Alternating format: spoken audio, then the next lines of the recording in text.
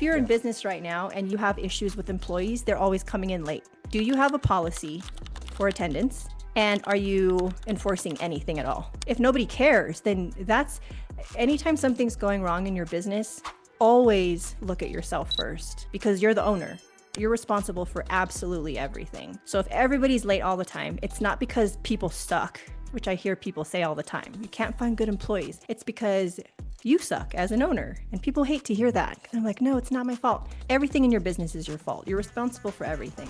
My name is Misael Lavalos, and I've built a 7-figure cleaning business from scratch. Now I'm sitting down with other cleaning business owners to share their wins, their struggles, and practical advice you can implement today. This is a Cleaning Journey podcast. Let's go.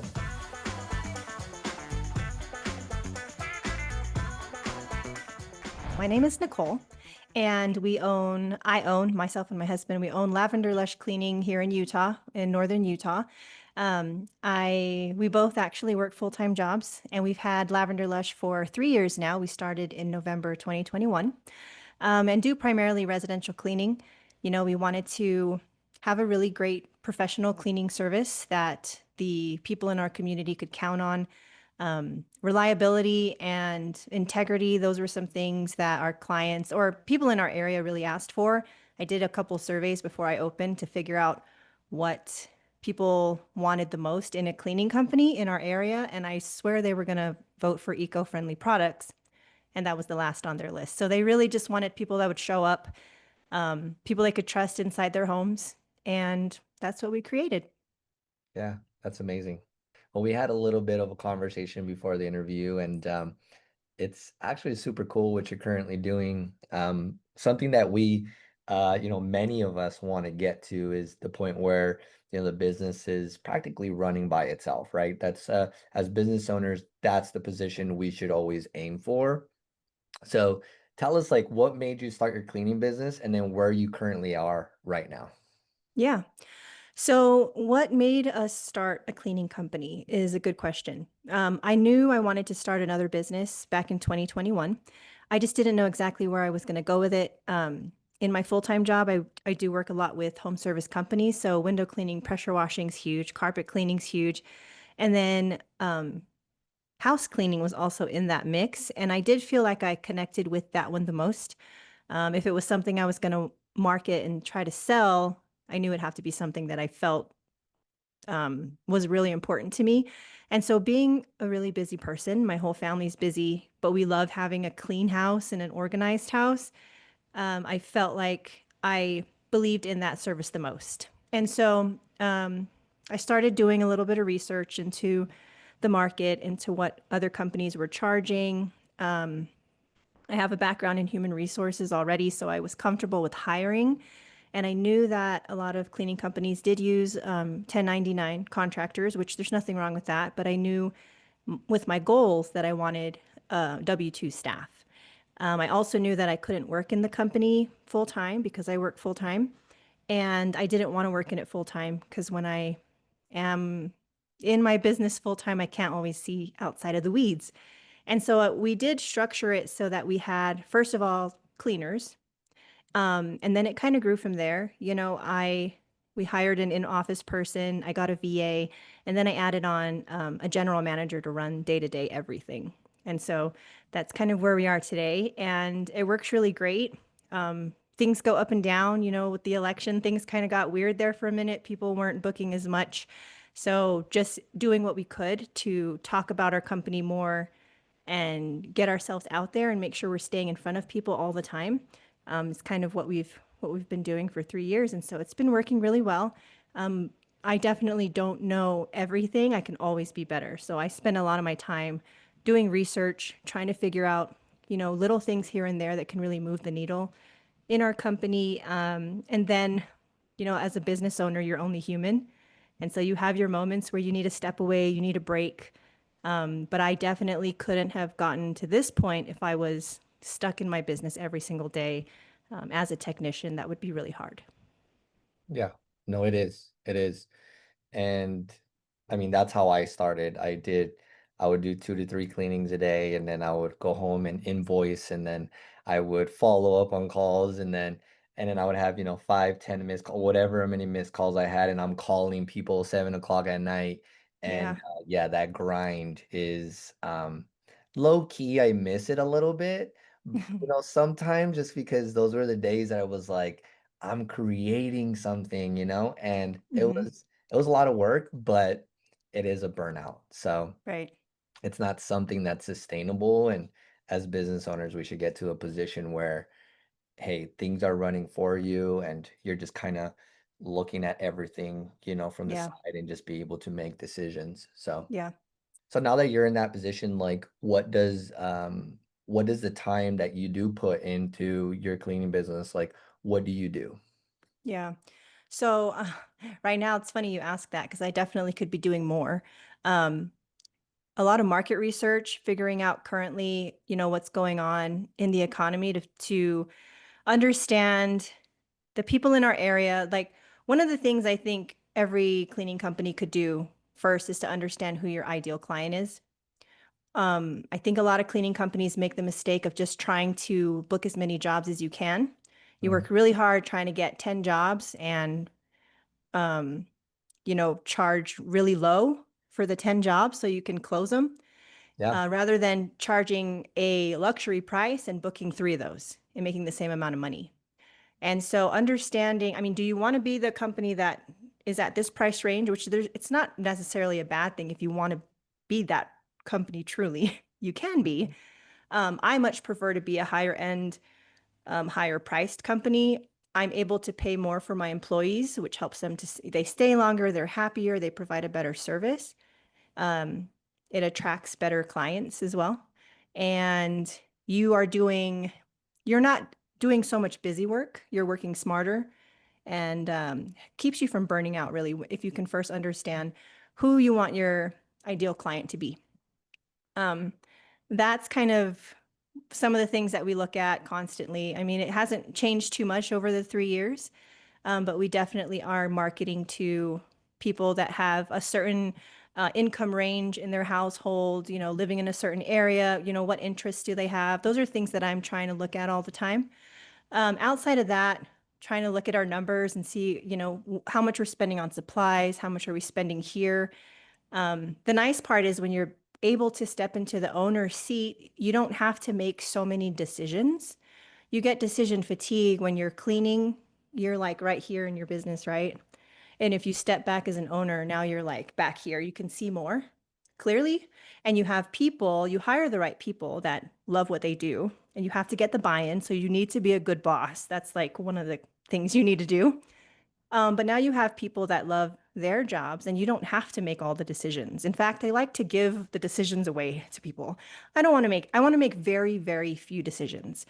And in the past, I mean, I'm guilty of it too. I think it's only natural. You start a business and you want to control everything Yeah. because you just think you're the best person to make the decisions and you're really not. And you actually don't want to be. I'm in a lot of cleaning groups too, and sometimes I think I need to get out of them because sometimes I get in a funky mindset when I see a lot of negativity in some of the groups. But I see a lot of people post, like, what do you do when a customer complains about your cleaner and like they didn't do a good job? And a lot of owners will say, well, I just take that clean back over myself.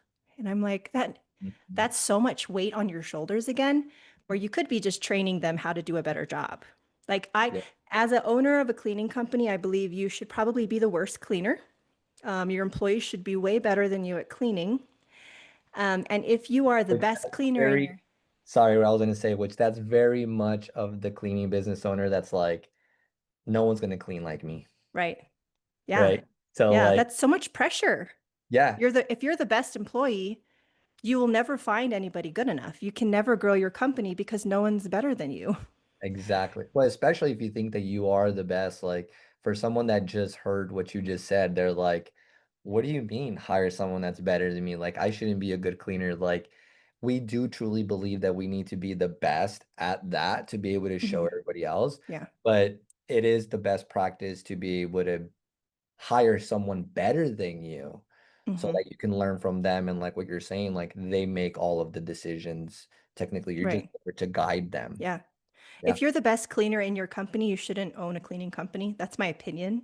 If I Mm, was the best cleaner and cleaning was my passion, I would work for somebody else because it's mm, so much easier to just get jobs on your calendar and just clean. But when you throw in marketing and you throw in hiring and you throw in taxes and everything else, how can you be the best at all of those things? You just can't. And so if you always think you're the best cleaner, I mean, I would go as far to say that there is no company out there that's the best cleaning company. I don't even try to tell customers that we're going to give them the best clean because we all, I mean, if you ask a cleaning company, why should I choose you? It doesn't feel authentic for them to say, we have the best quality, we clean the best. Everybody can clean really well, you know? yeah. Our clients are never looking just for a clean, they're looking for something to fulfill an emotion, an emotional need behind the cleaning. And so if you, and as an owner, if anyone's watching this, if you think about it, you will know what I mean. When somebody calls in and says, "Yeah, I'm just looking for a clean. I'm moving out and I'm rushing. You know, I have to get here by this, and I have a deadline." If you're not paying attention to the reason that they're asking for the clean, then you're totally missing the ball.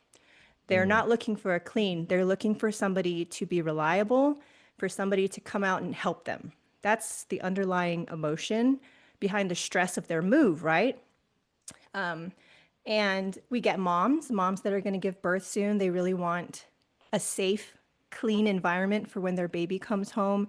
So they're actually really worried, concerned, stressed about the delivery. There's a lot of emotion in it. So you're not selling the clean, you're selling the solution to whatever their emotional turmoil is. And that's stuff that as a cleaner, you can't always think about when you have to go clean. So as an yeah. owner, you need to be the person understanding like what's driving the boat, what's the whole mission, the vision behind the company. And your job is to then trickle all of that information down into your staff. So Yeah. usually every day, that's kind of what my job is in the cleaning company is to make sure that somebody's watching over everything, and helping to point people in the right direction. And then all of them need the right tools and resources to do their job really well. They want to do their job great. And I can talk a whole lot more about hiring and stuff like that, but you can go ahead and keep asking questions so I don't take up a million hours. No, I love it. I definitely want to highlight um, for those of you that are having closing ratio problems and you're not being able to close more deals, it's because you're probably just thinking that people are calling you for a cleaning. But Hmm. in reality, it goes much deeper into it where there's an eternal problem. There's something there that they want to get solved. And by what you just said, like just being a good listener and being able to catch that, you can hold on to that and really bring that out during your call flow. And they will feel like you're understanding them. You hear them out instead of just asking them the traditional how many bedrooms and baths, which that's important for you to get to the quote, but to be able to say like, hey, let's take this stress out of, out of moving and all of this stuff. I bet you have a lot of time in your, a lot of weight in your hands or your shoulders. Like, let us help you out with that. So I love Right. that.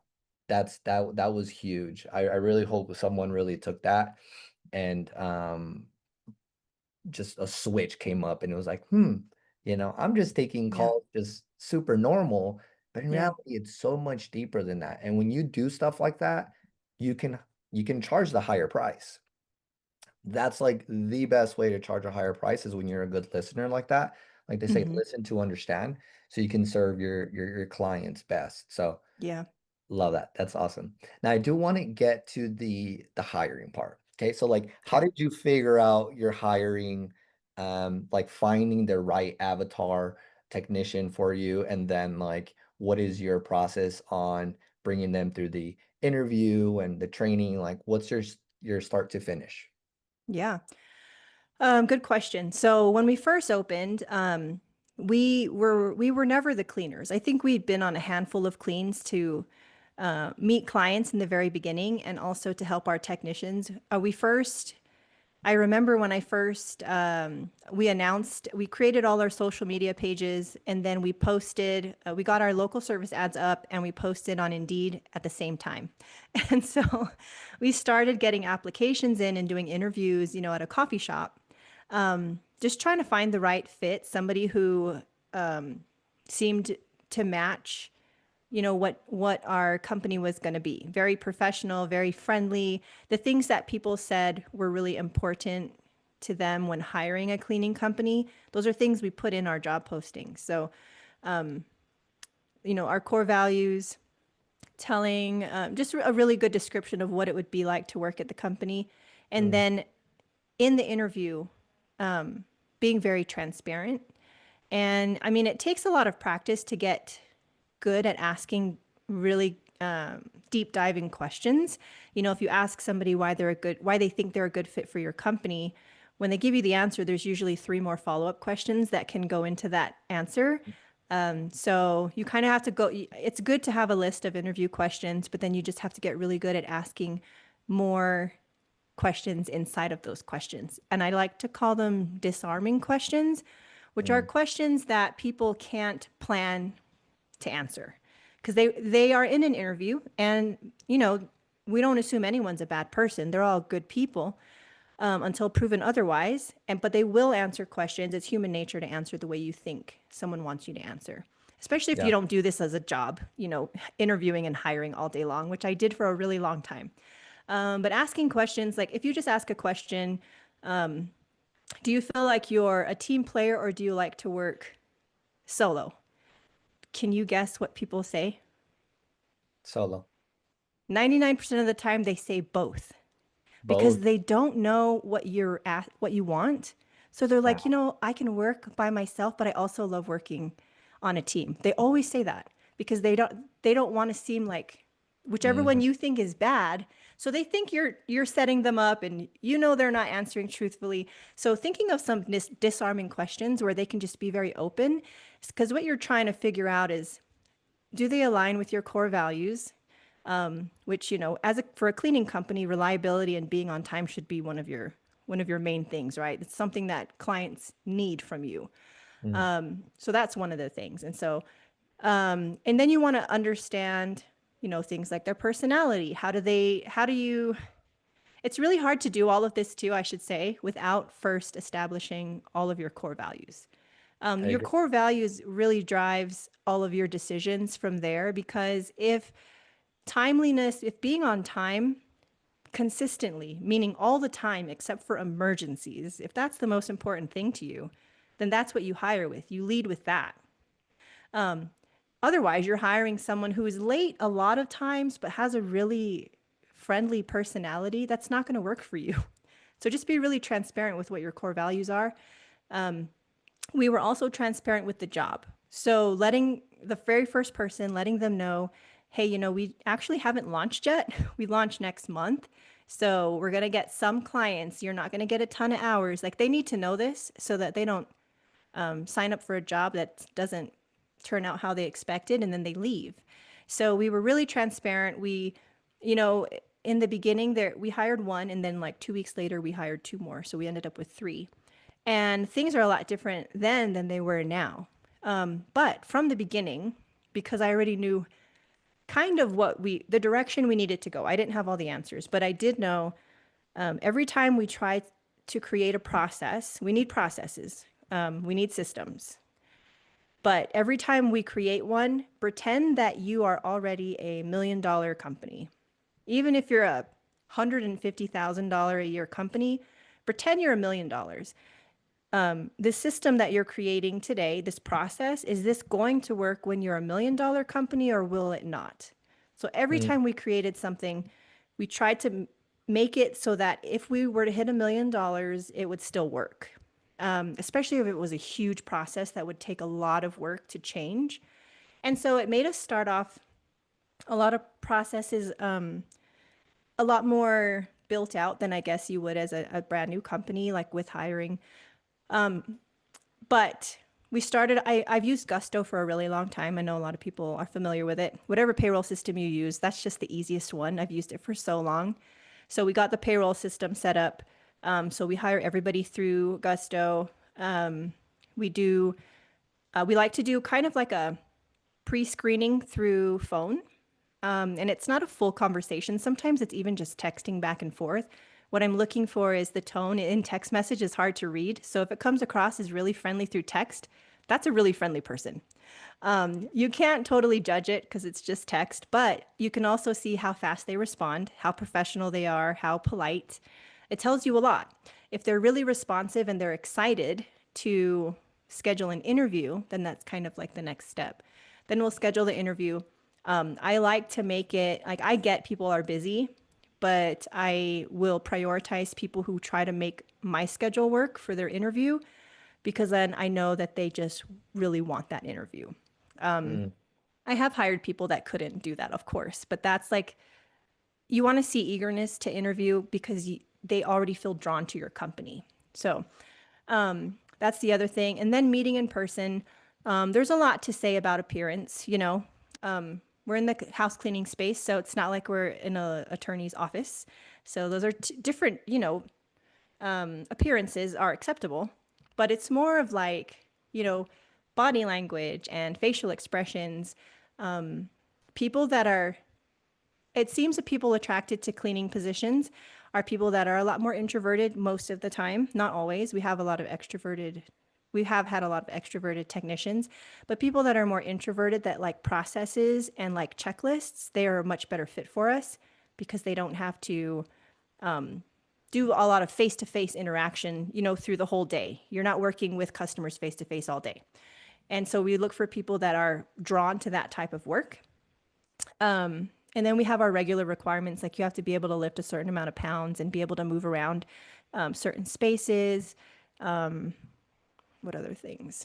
But yeah, going through all of those steps. And yeah.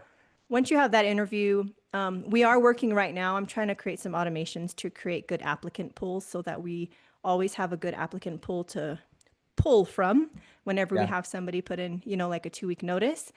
But yeah, do you want me to go into like after hiring? Like, how Yeah. deep do No, you want me to go? yeah, no, this is good. So it's Okay. you're bringing us through the starting process of finding that right candidate, bringing them Hmm. into the interview. I do Yep. want to ask, like, do you do one-to-one interviews or do you do group interviews? We have done one-on-one interviews this whole time. I'm not opposed to group interviews, but I know for my hiring is all done by my GM now, and I know she prefers it a certain type of way, so she does one-on-one interviews.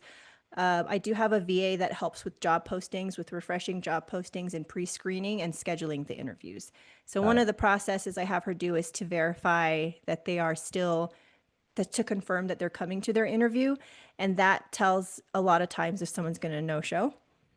So the communication process back and forth, because if you think about it, if someone is applying for your cleaning company, they are most likely applying to other cleaning companies as well.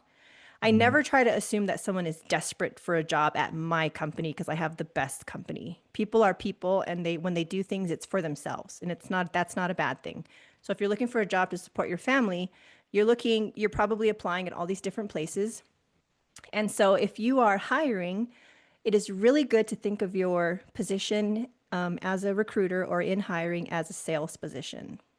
Because the moment you think that you're just a boss that needs good people and people are unreliable and all of these things, you're setting yourself up for failure. So if you're selling a job at your cleaning company, why should people come work for you? Why would they want to stay with you? Like it takes a lot of humbling to put yourself in that position because at the end of the day, when someone works for you, they are literally giving up hours of their lives that they can never get back. So you Mm, need to understand how important it is to offer a job to somebody. It's actually a bigger deal than you think of. So you are taking up people's lives. You're paying them. How much are you paying them? Are you making a huge difference in their lives? Make sure that you are. If it's not with money, it has to be with like giving them a job they feel really happy about. Giving them a job that they never have to go home to and complain about to their spouse or whoever will listen. Because now you're just you're adding things onto their plate. that's negative. Mhm. And you like, I'm not saying you can control all of these things, but it's more of a mindset as an employer. If you always put yourself in this position, when you're hiring, you're responsible for somebody else's life now, their livelihood, their lifestyle, their joy during those hours that they're working for you. If you stay in that mindset, then you're going to be the best boss you could possibly be. And then Mm, you're giving the other person, you're giving your employee the choice to perform a certain way, make certain choices, to do a good job. You know, as long as you've given them everything that they need to do a good job, now it's kind of in their you know, their there. hands. Yeah, Yeah. yeah. Yeah. And it sets you up for in a really good position. So like yeah, that's kind of how we've done it for a long time. And making sure the experience, because when we think about home services, we first thing we think of is like how many jobs can we sell, how much could we charge. So we're creating processes for like customers. What's the customer journey look like when they first call you, when they book a job? You know, what notifications do they get? All of this stuff. But you don't see a lot of home service companies thinking about the employee journey just as important, maybe even more important. So the employee journey starts from when they look you up, find your job posting or anything like that, see you on your website, social media. What's the experience when they first see you? Just like a client, it's just internal sales, right? And so, what's that experience there? Do they easily find a way to apply? Once they apply, do they get some kind of notification? Does somebody contact them quickly? You know, same steps as a customer. Does somebody follow up? Do they get booked an appointment? Are they treated with professionalism? You know, all of those things. And then once they become, and I mean, for external customers, once they become a customer, do you just drop them? They should have some kind of experience ongoing, right? It's more expensive to find new customers than it is to keep your current customers. Same Yeah. thing with employees. Everything is literally the same. It's like a mirror. So you want to keep your employees as long as possible, but that means the interview should go really well, the communication should go well, the onboarding should go really well, the orientation, the training, all of the processes. If you don't take time to sit down and work all of these things out, people will leave because of a bad onboarding experience. Like, I didn't know what my schedule was. I didn't even know how to clock in. I didn't know when my first paycheck was coming. I didn't know how to get tips. You know, all of Mm, those questions. I didn't know how to ask for time off. I didn't know what the policies were, or they're even worse. There's no policies. There's no handbook. These are things you can sit down and you don't have to come up with all of it. It sounds overwhelming to start, but you should have some things. Like if you're in yeah. business right now and you know you have issues with employees, they're always coming in late. Do you have a policy for attendance? And are you enforcing anything at all? Right? Mm, If nobody cares, then that's anytime something's going wrong in your business, always look at yourself first because you're the owner. You're responsible for absolutely everything. So if everybody's late all the time, it's not because people suck, which I hear people say all the time. You can't find good employees. It's because you suck as an owner. And people hate to hear that. They're like, "No, it's not my fault." It's everything in your business is your fault. You're responsible for everything. So if you just keep that in mind, it helps you to be better at posting jobs. Like your job postings become better. They become clearer. You get better at interviewing. You get better at creating policies, enforcing policies. It'll take work to get used to having hard conversations when someone is late and saying, rather than like, I know everyone, if you're watching this, I know you felt it before, but you have a problem employee that is stressing you out and you can't sleep at night because they're just horrible or whatever. Imagine if you were able to have a conversation with them right now and talk about it and set clear expectations rather than sleeping on it for weeks, not knowing like when is it ever going to solve itself. yeah. Yeah, it takes a lot of learning too. And like all of these, I'm saying so much, but imagine being the technician in your cleaning company Yeah. and trying to do all of these other things, which helps you to really grow your business. It's literally impossible to Yeah. do all of that because you're only one human, right? If you're enjoying the conversation so far and you're getting value from this, subscribe, like, and share it with another cleaning business owner so that we can grow this industry together. Let's get back into it. How would you guide an employee that is like, hey, like I don't need to be holding your hand. Like you can make these decisions yourself. Like what type of conversation would you have with them? Yeah. Oh, that's a good question. Um, I guess depending, I would first take a look at what type of problems that they keep asking me for help with. So I've noticed that. So, for example, when we started to grow, we needed somebody who could talk to customers. So, if a customer was unhappy with their clean or they found something missed, who would they call? It couldn't be one of our cleaners. And so, because the cleaners would contact me or the customer would contact me. So, really, what I was trying to do is find the right people to take over certain areas, right? Do you have any specific things people are asking for help with, like an example? So like with the reason I asked the question was because you were saying early in our conversation that you don't really make many of the decisions. If we our business owners are Oh, making all the decisions, like right, then right. there's something wrong there. So like Mm-hmm. I'm trying to get to like how do you make that transition from getting your employees to saying like making them feel comfortable to make those Right. decisions? Yeah. Um, Man, that's a hard question. I feel like it's kind of two parts. Like one of them is helping people to feel comfortable making a decision, which I never really have a problem with because I feel like the people I hire are fairly already confident and want responsibility. So, I Mhm. mean, maybe it's as far as like when you're actually hiring, are you hiring really confident people? Okay. People that seem really sure of themselves. So they feel confidence means you're going to ask questions when you need to, but also but that you're confident enough to learn and you feel capable to learn what you need to do, right? And then the other hand is what decisions people, I guess, training people what decisions they should be making on their own versus when you need to come to me. I don't feel like we've ever, again, had that problem. But when I have had repeat questions that I know I don't want to figure this out every single time, I just make videos. Lots and lots of videos, lots of Loom videos. I'm like, this is how you reschedule an appointment. This is how you update pricing. This is how you charge your deposit. Save this video. And then if I get asked it again, I tag them in the old message and I'm like, there's that video. And the repetition helps people to realize. But you know what's, now that we're talking about it, when somebody doesn't feel confident enough to make decisions, it also might have to do something with them not trusting you. Because when I work with someone that I trust, we're not afraid of each other to make decisions on our own, if that makes sense. Mhm. So as if you know the answer to something, but you're asking because you're asking permission, even though you've made the decision before, there's sometimes a sense of mistrust. Like, I don't know if they're going to be upset if I do this. I don't know if this is the right decision. That all comes from a little bit of distrust, I guess. And not distrust like in a petty way, more of I don't know how to explain it on a higher level. Just knowing everybody in your company is always going to make the best. They always have the best intentions, right? So I I think think like that's. yeah, maybe to add to that, it's like, Mhm. as business owners, we cripple our people from wanting to make those decisions themselves because we Right. start by making all of those decisions for them.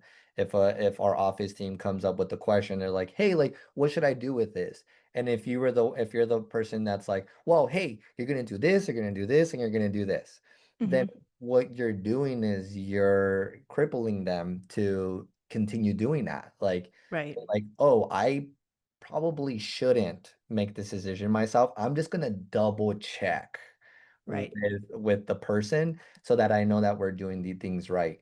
Instead of saying, okay, so I'm hearing you out on this specific, situation.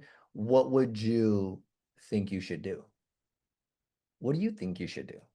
Right. And why do you think you should do that?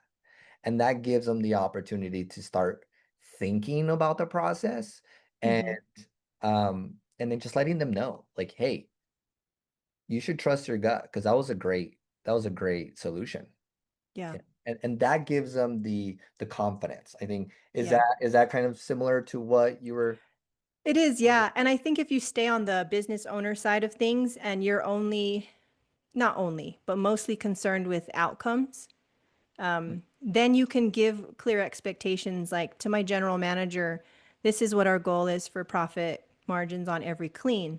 If you have to finagle anything in between, that's up to you. Like I don't work in the company enough to make her decisions anyway. Like I said, you hire Mm, someone better than you.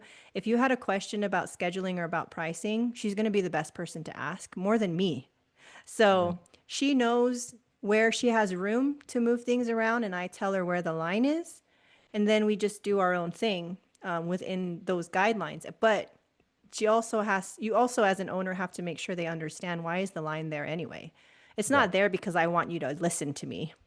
It's there because this is a healthy profit margin. And if we don't hit this consistently, we'll be in a bad spot. Mm, So explaining the whys behind the things is that creates the buy-in and then letting your employees also make some of those decisions. So if everybody, like if we have a problem in the company that I don't have to solve myself, I want somebody else to figure out the solution. Like we use a rewards program, and I did get a question asked last week, and I kind of drug my feet on it because I was like, I haven't looked in this system for a while. And my lead trainer wanted to add some things in there, and it took me a while to process, if it made sense or not. So what I had to explain was, if we do this, we're not going to hit these numbers. We have to hit these numbers. So we have to work within this box, right? Other than that, I don't care what it really is. And so that I think that helps letting people understand the why behind something and then giving them where the guidelines to work within. Yeah. mm. Especially give them the clear targets, Hmm. the like you're saying, like the goals, the vision. They Right. need to understand what's going on and know why it's important for them Yeah. to make those decisions. Love that. Do you pay your employees, do you pay them per hour or do you pay them commission? They are all paid hourly. I have looked at performance-based pay before, and I probably need to dive into it more, but this has worked for us for the last 3 years. Hourly pay. I mean, my background is in HR, so I'm just drawn that way to make sure people are making their minimum wage because I can see things happening getting kind of dicey, right? In certain Mm, areas. And so I like to have hourly pay, but I also like to make sure there's policies and there's disciplinary action when people aren't doing certain things. And then also mixing in rewards for when people do perform really high. And I think I guess I'm not opposed to performance-based pay or commission. We're not doing any commission right now, but it's just hourly pay, travel, and then we use a reward system, Automate Motivate, where they can claim points if they do certain things like meet time on a job and other things like vacuum maintenance, because that's always a huge thing to try to keep up with the stupid vacuums. But what was I going to say? I guess I always thought it was a little strange to not to think that your employees just want to milk the clock and not perform. mm, I understand it happens a ton, but I also feel like there's a lot of safeguards you can put in place to make sure that people are hitting certain metrics, right? Consistently. But giving room for like the disaster house that you booked for them and you expect them to finish in 3 hours, it's going to take 2 days. So, working in those parameters. But yeah. what it comes down to, I think, is trust. Your employees have to trust you and you have to trust them, but you also need to build the guidelines, your policies and everything. But if your employees don't understand why you need to make time, they don't care, right? And Mm. at the end of the day, it's just for them. They're trying to make money for their families too. So it's kind of, to me, a combination of a lot of things. But again, I'm not opposed to performance-based pay. I do want to look into it more, but I haven't run into any issues with hourly either. We pay really, really well. On our side, our minimum wage is $14 Okay. and we're paying our cleaners $17 an hour. Hmm. And that's really good pay. It really is. Yeah. But is it really good pay? Like I'm kind of thinking like, you know, you're cleaning houses, you're out there grinding. I mean, we're in Arizona. The heat right now is 108. It's You know, horrible. it's horrible. So like it's a really, really hard job. It Yeah. is.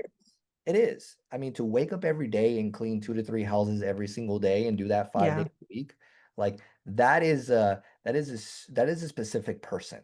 Like Right. not everybody can do that. So like I want to be able to pay into a point where they're making 25, $30 an hour if they work faster, if they work more Hmm. efficient, and if they're performing where we need them to perform. I think if we give the responsibility to every cleaner and saying like, hey, you're gonna get paid based on your own performance. I'm not gonna pay Maria and pay Susie, $17 an hour if Maria is a lot faster and a lot more efficient and more reliable. Right. Talk to us about like what does your customer journey look like? Mhm. Yeah, so I mean I believe it starts with your online presence, wherever they find you, whether it's social media or your website, or an ad.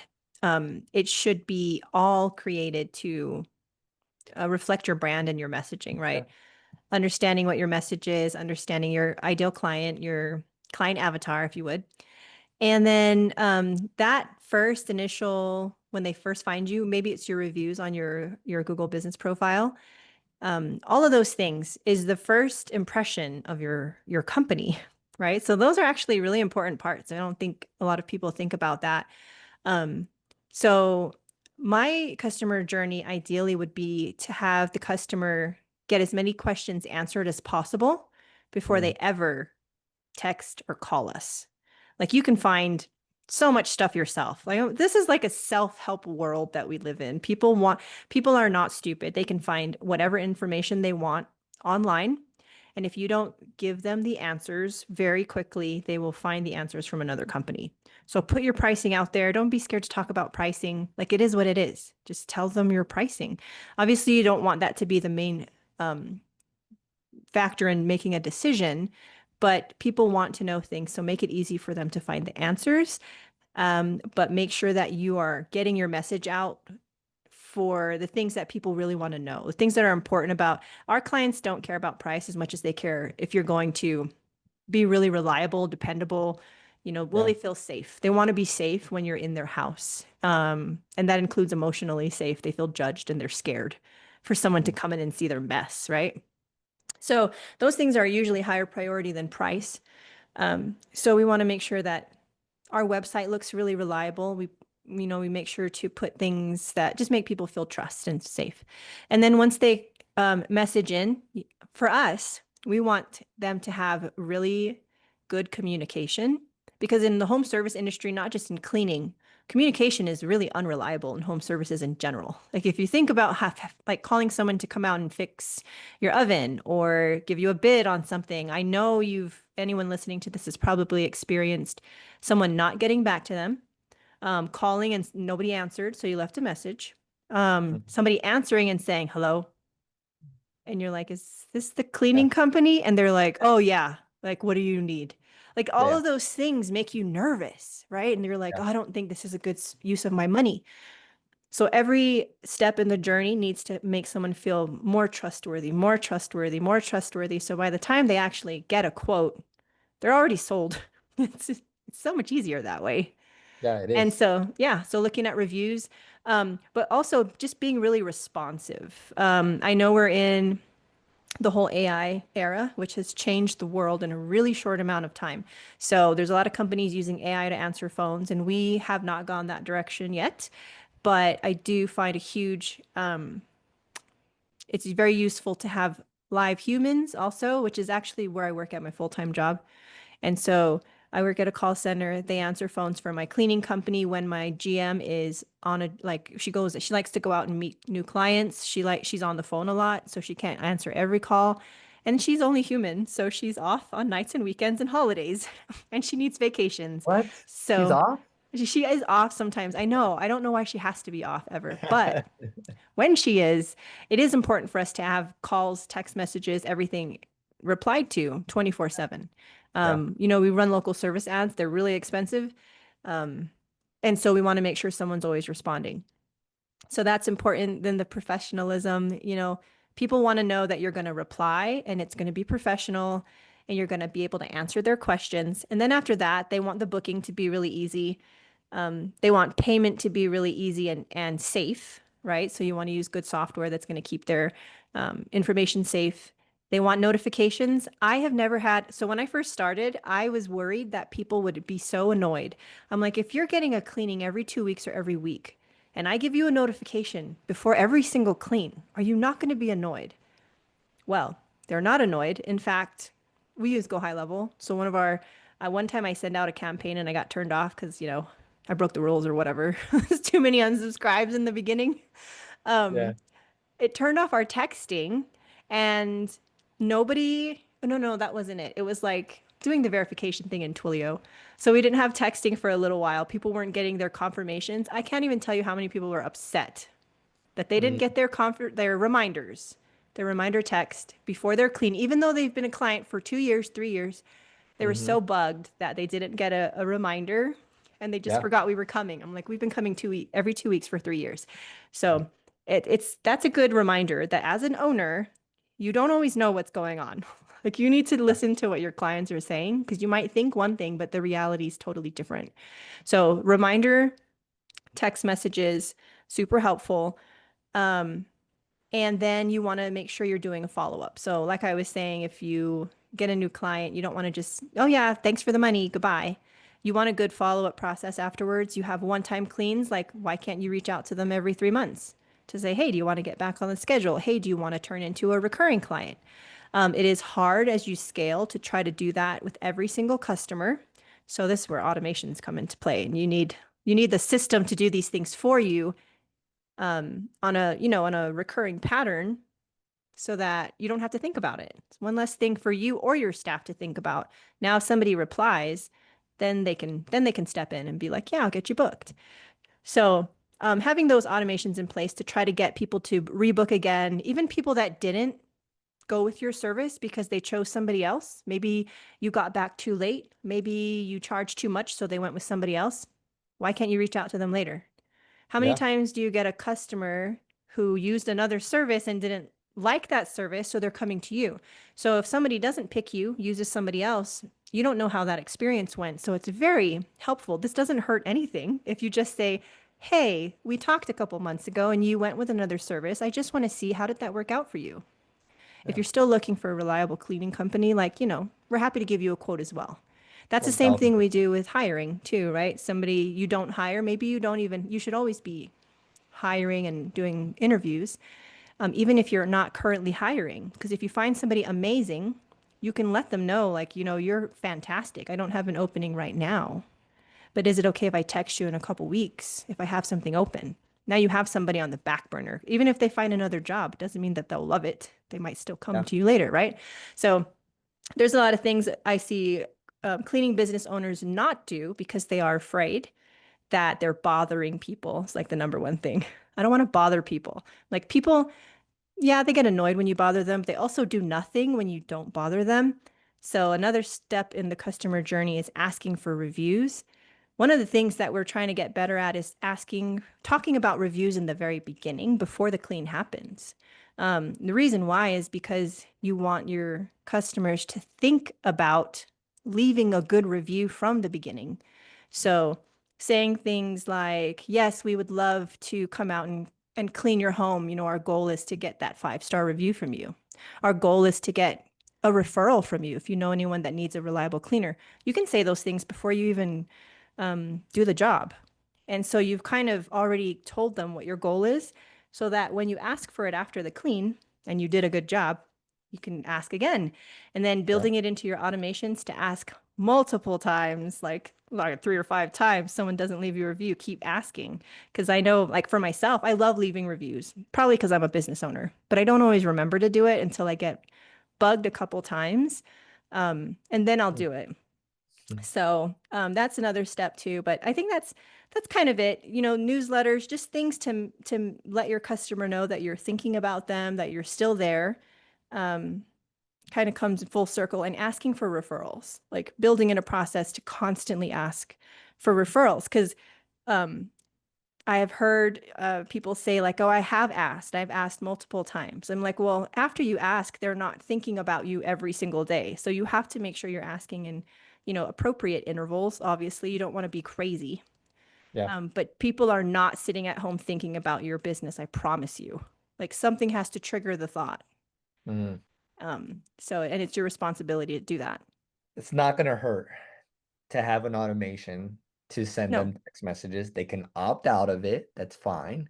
right. But yes, the chances are is that you will get a call back, you will get a text back or a review.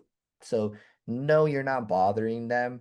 They reached out to you first. So they got a service from you and they're practically giving you permission to Yeah. send them a text message. And yeah, that's true. Like I get notifications when my from my company because of they clean my house, so I get notifications all the time, and I'm just like, "Oh, yeah, they're coming today."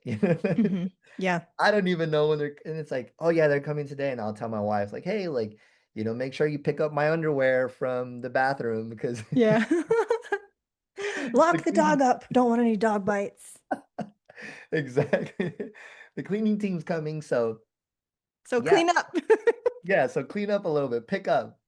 No, those reminders are great, and that customer journey, I can say it's very, very similar to what we're doing. So I agree with all of that. So that when you provide them a quote, they receive the quote, they know exactly what they're getting, they can sign the quote. You gotta have all of your, I say, you gotta have all of your clients, one-time clients, any type of cleaning, they have to sign a quote, and that gives them acceptance Right. of what they're getting. Like, you can't complain that we didn't add blinds if you signed the quote that there wasn't blinds, So, and it's also too for like chargebacks or anything like that. Yeah. Super helpful. But yeah, getting them to sign the quote and getting them through the process, having a follow-up call 15 to 30 minutes after their service.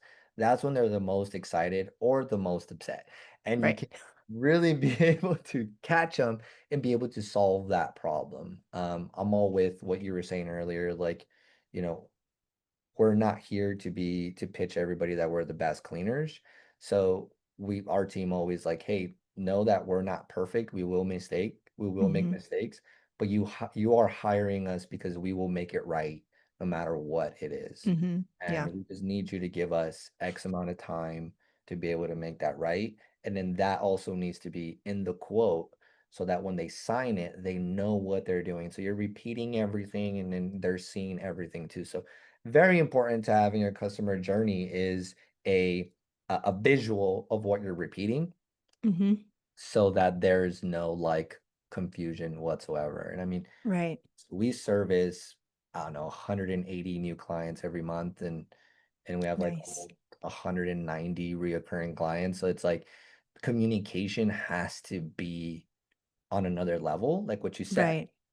Think about building that $1 million company, $2 million company. Like, what is it going to be? What's going to be needed at that time?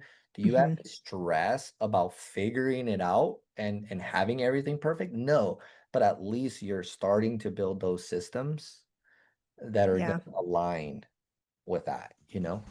Are you tired of working endlessly in your cleaning business and it feels like you can't get off the hamster wheel? Look no further. I got your back. I've helped cleaning business owners get out of the hamster wheel, earn more, and work less all at once. Now, if you want to get to that next level, go to the link below in the description and schedule a free discovery strategy call with me. And together we'll dissect your business to get it to the next level. Now back to the interview. Sales is so much fun. So the Yeah. funny thing is so my background is in HR and businesses, and then so my current job, I worked in HR. Like I built the HR department out for about 7 years. Wow. Recently moved into sales, and so I'm the director of sales and marketing now, which is super strange because like the technical side of marketing, like I need marketers and like experts that know how to do all that stuff. I feel like I'm a much better at overall vision of where the company needs to go and Mm, making decisions, that people are like, which way do we want to go with this? How do we want to do this? Like I can do that. And I like to think of myself as like a paver. Like I like to pave the way for people on my team so that they can do their job. without Mm, anything in their way, right? So if they have obstacles, I want to move obstacles so that my team can just do what they're best at. mm, But I don't know what I have a lot of passions, okay? Like ADHD visionary, like to the max. But I love sales. And I didn't know I loved sales until I got put in the sales position that I said I didn't want. Like, I don't want to do sales. It was just sleazy car salesman idea of what sales was, right? yeah. Um, Once I was in sales for like a year, I realized I loved it so much because for one, I love the challenge. I love talking to people. I love convincing people um, that I have what they need and that they're crazy if they don't go for it. Like, if Mm, you are not able to clean your house because you're so busy and you want to spend time with your family and you're running a business or you work full time, you do all of these things, you're crazy if you don't hire a cleaning company to take that over for you because there's mm, so many other things important to you, right? yeah. But you deserve to have a clean home and it helps you have a better, you're in a better state of mind when your house is clean. You can spend better time with your family than when your house is a mess, right? So why would you not pay a cleaning company to just take that off of your plate? Like just talking about the things people need and overcoming objections with them, it's so much fun because once you realize you're not bothering people, it is your, how do we put this? Your moral obligation to provide them this information. Yeah. Otherwise, you're doing them a disservice. If I don't Mm, tell you about the oven add-on that we have and your oven's a mess, I'm shortchanging you because you could have paid me to clean your oven and instead you have to deal with a messy oven. So why wouldn't yeah. I tell you that information and provide you an add-on? Mm, Um, I worked at a movie theater when I was a kid and I hated doing those upsells. I hated them because they put the fear in you. If you don't offer a large popcorn for 25 cents more, you could be fired. oh, And wow. that's kind of where, I'm a lot older. So this is back in the day, right? You had to do it. They had secret shoppers and you would get in trouble Oh, wow. if you didn't upsell. I Um, mean, a large popcorn for 25 more cents. Yeah. right. I mean, Be it's a in. no-brainer, but It is. I was like a kid. I was like 16 asking people for money. That was Yeah. rude. No, for sure. Or like, are you wanting me to assume they're dumb for Mm, not mm, going with the large? So it's more of a definitely hiring, firing, sales, closing. This is all like mindset. You have to get in the right mindset for every single one yeah. of those positions. And when you get into the right mindset, you're like pretty much unstoppable. You still get no's and you have hard conversations, but they don't like mess up your whole day. You learn from it, you Mm, go on to the next one. But yeah, it's all education, even asking for reviews. Like, this is going to help us to stay open. This makes our company, it helps people to trust us more. So we're able to continue business, which allows us to keep providing service to you. It's a full circle. you just have to be okay with getting rejected. You got to enjoy the objections. You got to know Yeah. that like, hey, they're giving you a call. They're already giving you a permission to sell them on stuff. And Mm-hmm. like again, how are you gonna know if that oven is not needed if you didn't ask them like, hey, did you cook any turkeys 3 weeks ago for Thanksgiving? If you Mm-hmm. did, like, I'm sure that thing needs a scrub. Like, Yeah. can we add that onto your quote? Like people Yeah. are like, yeah, exact. I completely forgot about that. So Right. I'm People don't interested. remember things. Yes. And that's what we are. Like the fact that you said we're giving them a disservice if we don't, that Mm-hmm. is that is 100% correct. Like Yeah. you are there to solve a problem, and if you don't ask the right qualified questions to understand what their problem is, and you just don't ask, you are not that can be thousands and thousands of dollars of profit of revenue for a company if you're not asking these add-ons. Mm-hmm. And then also too, like you're not giving them the right experience of like, damn, this company knows their stuff. Like Yeah. this company listened to me. This company, like, I did not even think I needed, my vents or my blinds dusted, let's just say. Because again, they're not like face to face with their blinds, but Right. they could be able to see it and say, oh, okay, I do need that. Yeah. I'm really interested to hear how you answer the objection of your price is too high. Oh. 'Cause- Oh man, you're gonna put me on a spot. yeah, Only because because I that's haven't done our sales in forever. Like my GM does all of our sales. But I could tell you. because I Yeah. have So given her answers for stuff, right? yeah. Pricing is too high. People always want to know.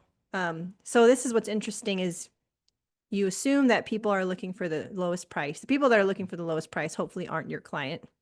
They can go find somebody to do it for super cheap. Like that's fine. I can't Yeah. afford that. Um, but a lot of times, like the other day, I saw somebody message back in saying, "Oh, just out of curiosity, why is your quote 3 times higher than the other companies that I asked for?" Mm, So my GM, she does go into explaining a lot of the value, right? But it kind of depends on, I would say, the person that you're talking to. Like, what were their pain points, right? So if they're like, yeah, I used the company before, but they just, I didn't trust them. They stole something. They did whatever, right? Regardless if that's true or not, because we all know it's not always true. What they're saying is there's no trust. And so playing off of the pain point is probably the best way to overcome pricing objections. If someone's worried about someone being trustworthy, but you guys are just like 3 times higher than, the other companies, um, you know, and we totally understand that. Like I learned to not try to rebuttal like their objection, but to agree with them, right? mm, You guys are just so pricing, I would say. You guys are just really expensive. The answer to that is, yeah, we are. I agree with you. Our pricing is higher. yeah. You know, I'm not even going to pretend it's not. But there's a reason why, because we want to make sure that we can pay our staff a fair wage. We want to make sure we can keep them because we know that people that stay longer provide a better service. We put a lot of work into their training so that they can be consistent. We make sure to background check everybody and make sure that they all have really good, clean, reliable tools and equipment. And all of that does come with a price. So if that if those are things that are really important to you, that's what goes into our price. There it is. And that's about it. It's Yeah, not that's even about a it. lie. That's about it. No. Yeah. And then we have ads and stuff. Yeah, We're trying to yeah. make a profit here, trying to get paid so we don't just get burnt out and closed down. But those are 1000%. all like real answers, right? And there's no arguing it. Like if you want somebody that's just cleaning out of their car, just themselves with a bucket and a mop, that's fine. If your budget's $50 for, you can only do, I don't know, whatever it is, then that's fine. But if you want to run a real business and scale it, you got to figure out what you need to charge. And I have seen a lot of companies in some of the Facebook groups talking about charging more, but I don't think they all realize you can't just charge more. You have to give people a reason to justify why you're charging more, Mm, if that makes sense. Like if you're charging 1000%. me a premium price, but you don't have a professional website, why should I pay you? Where is it even going? You Yeah, don't have people, you don't have, so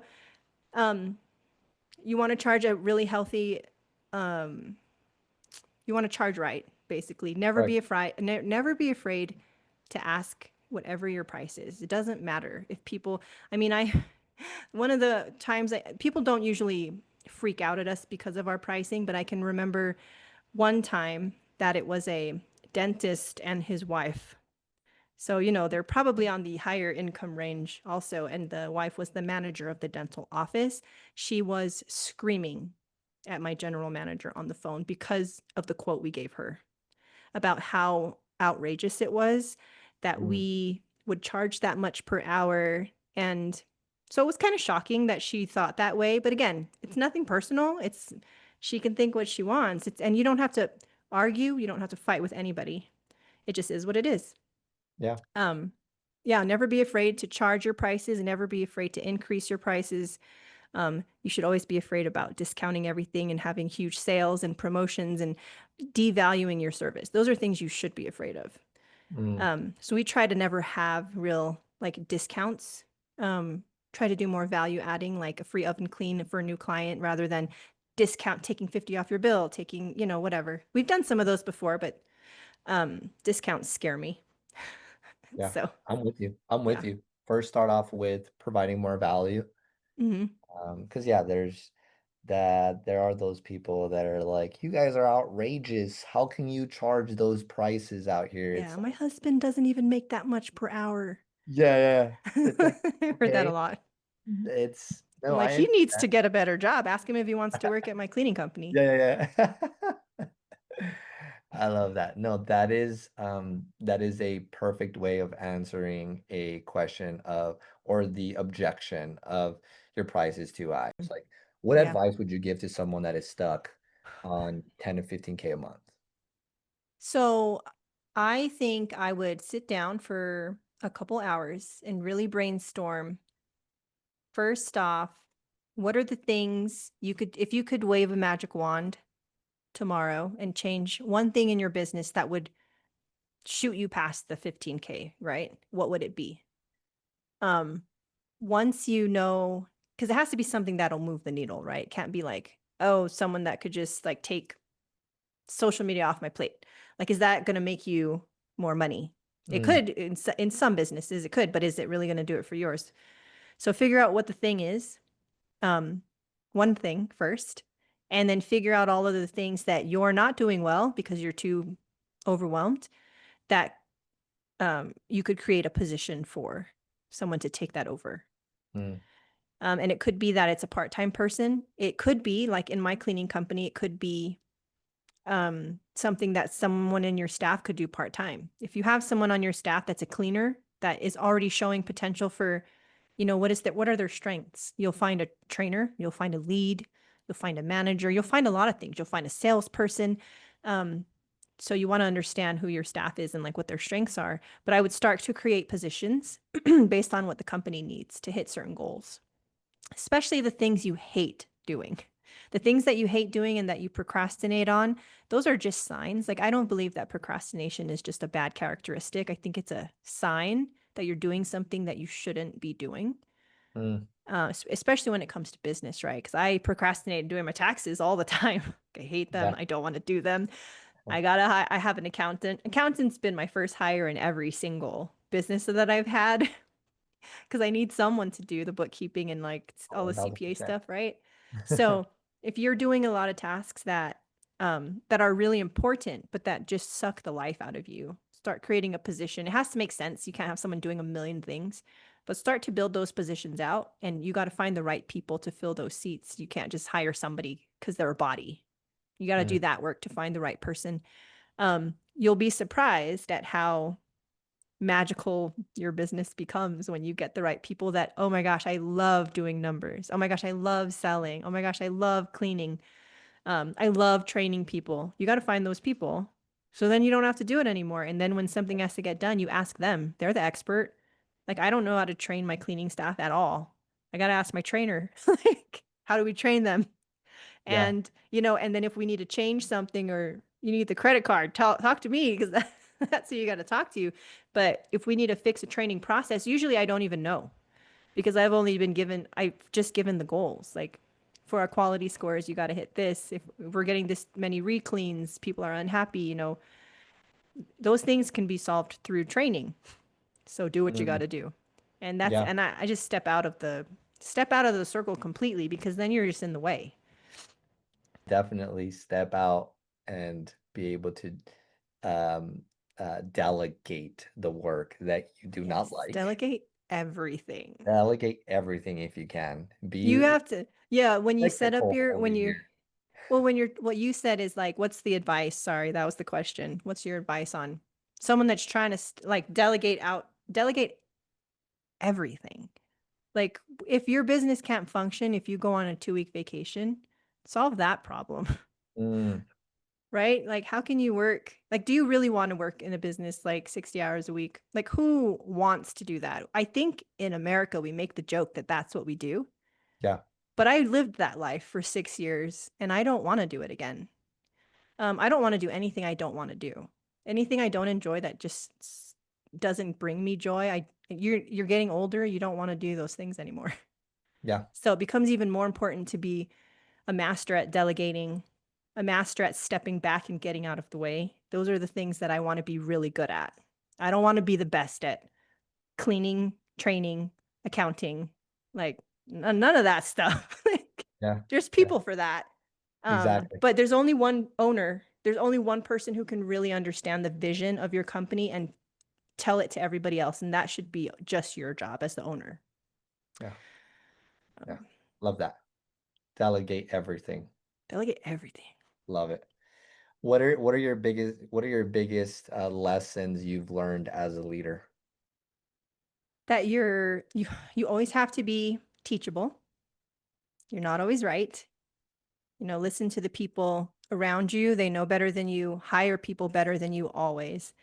And everything is your responsibility in your business. Everything is your fault, I like to say, because we like to blame others.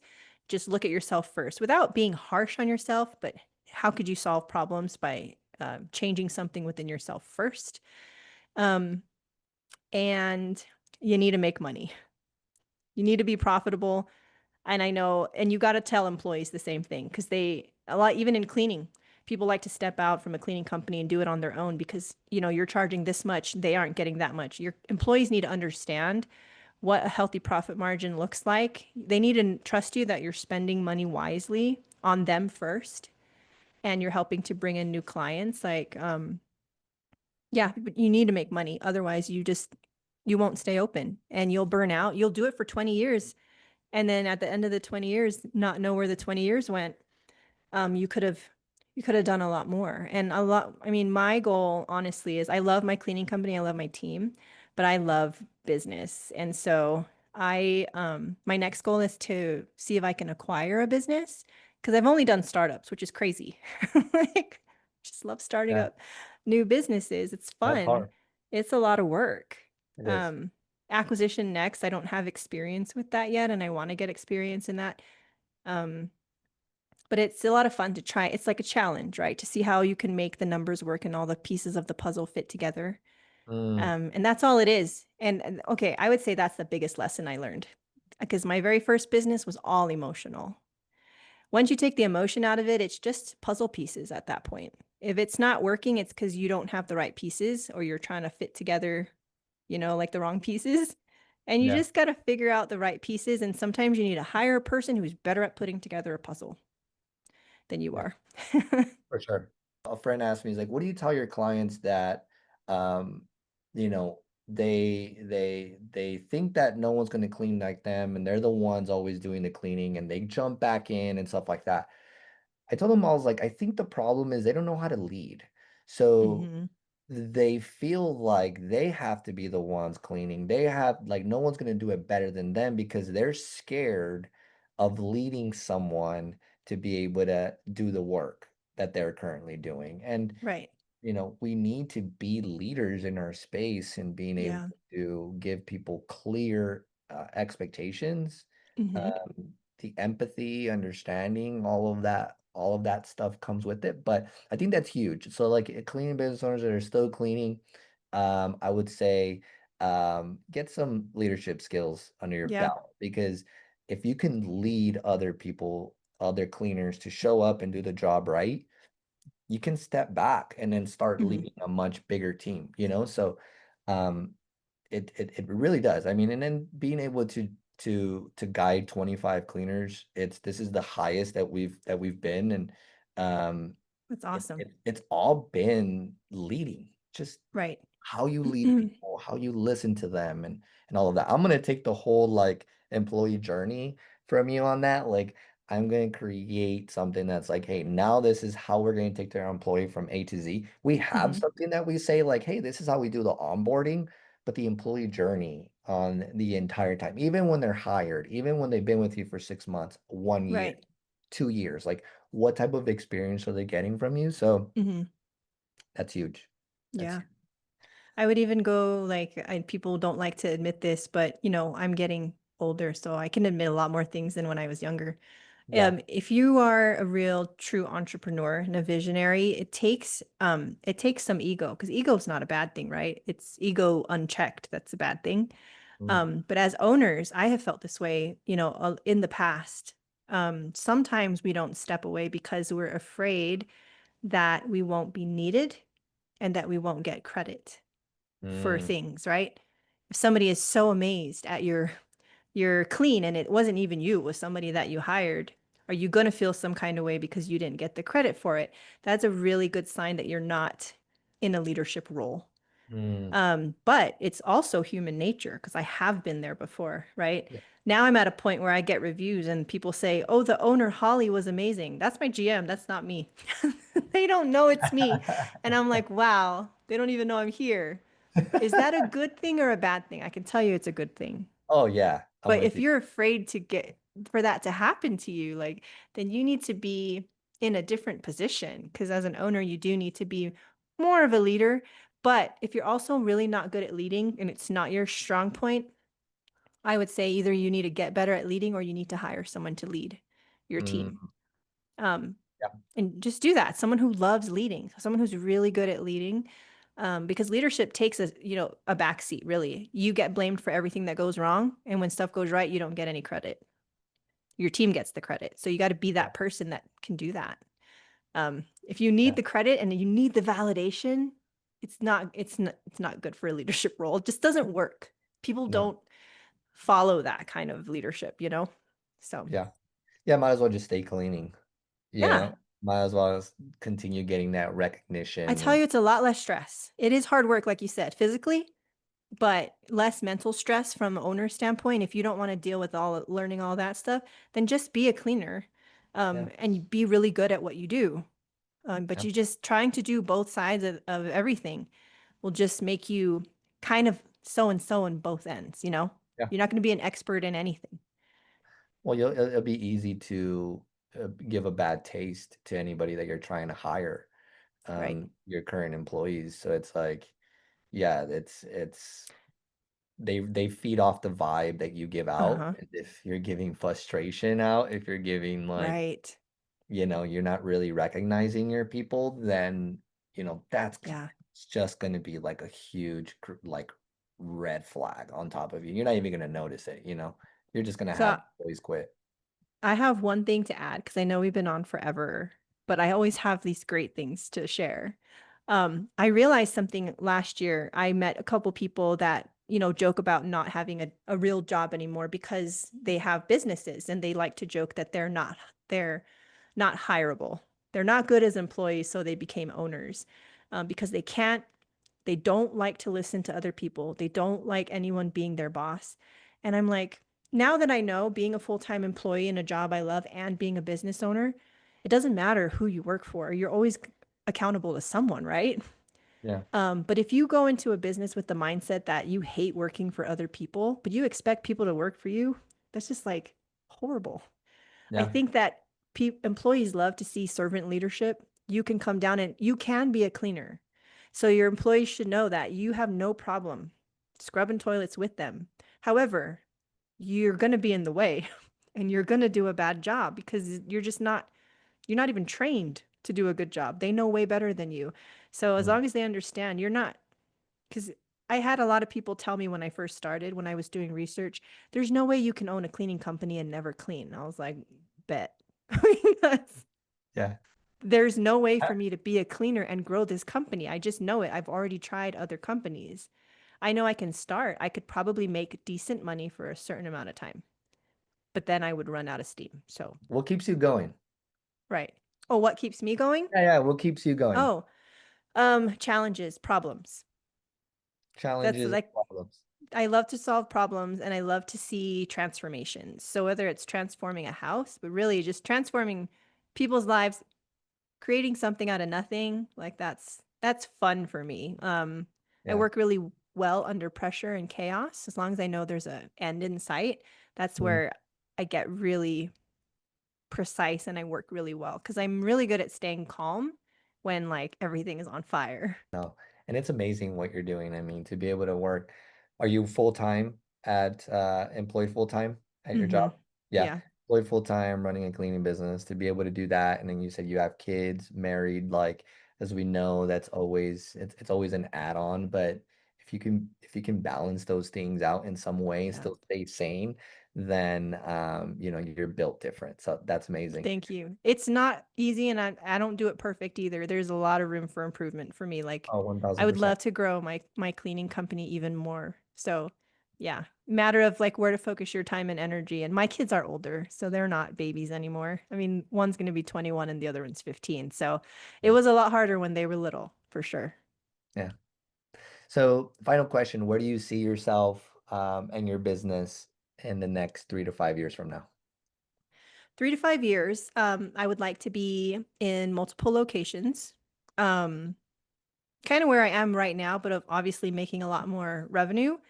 and having more locations, maybe acquiring other cleaning companies that are looking to exit and just helping to retain their staff and like, just expand it. But I also see myself in other businesses. Not sure where. I'm like the person that's open to anything. So I'm like, oh, maybe it's real estate, maybe it's a circus. Who knows? Yeah. If it makes good money and it sounds like fun, I'm probably gonna do it, Yeah. if I can. And so I'm not opposed to too many things. Yeah. Like everything's exciting. And like I said, the older you get, life is so short. Why not do all the things, right? Yeah. Yeah.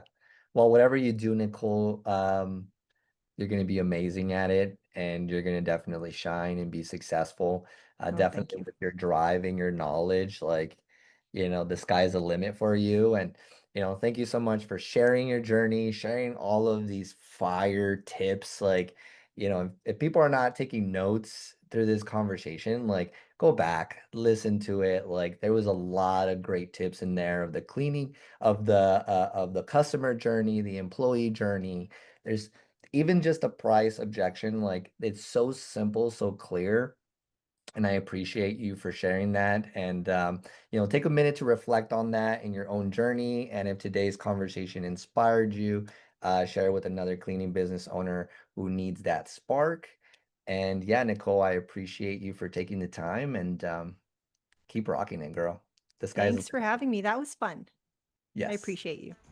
Thanks for tuning in to the Cleaning Journey podcast. If today's episode gave you that push, don't forget to subscribe, share it with another cleaning business owner, and leave us a comment. The more people we reach, the more impact we can make. Until next time, keep showing up and keep growing.